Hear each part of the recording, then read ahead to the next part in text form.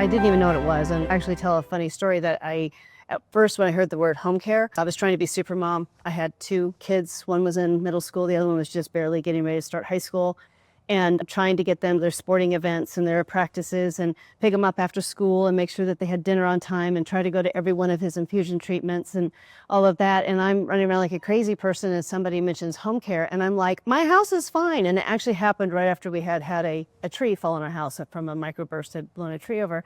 And I'm like, I don't care if that roof is falling in. Like, I just got to take care of my family. Like, the house will just have to deal with it for a while. And it wasn't until after I had realized what home care was, and I think that would have been a lot of help had I known about it sooner.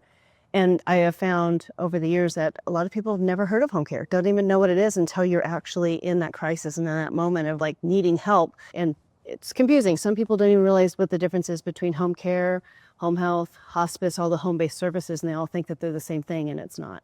People don't realize that there are 3 different home-based services that are provided into the home when you're talking about healthcare. If you go through like the continuity of care, you have somebody first, just your well checks, right? Your doctor is making sure that you're staying healthy. Then you may have a diagnosis of something. So you're going to be maybe going from your primary care physician to a specialist who's going to be treating that diagnosis of whatever it is. As that progresses and you may have something that becomes more chronic, you may end up with a hospitalization or maybe a fall or something like that. And that's, you've had a hospitalization, you need some assistance coming out of the hospital.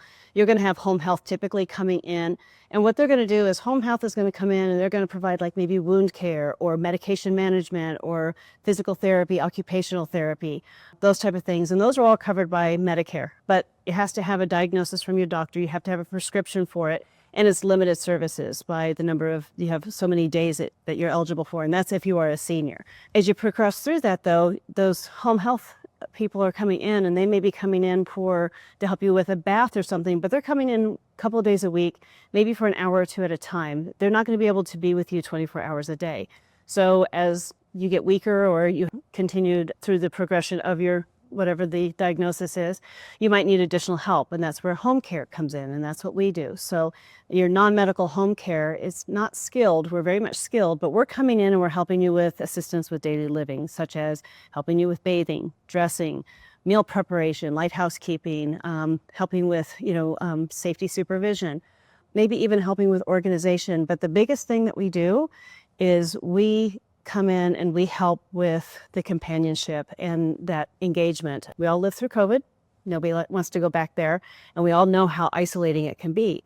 And so for many of our seniors who don't have family, or even if you have family and friends around, they have busy lives as well. And it's hard for them to be able to have, that connection on a regular basis. And having that human person coming in and spending time with you and that human touch is so important. So that's a big piece of what we do.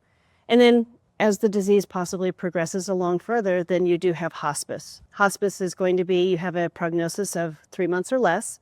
It's also covered by Medicare services, so it is something that paid for by your Medicare benefit, but it's also limited to you must be homebound. You cannot be seeking treatment for your diagnosis any longer, and you have that time lifespan prognosis.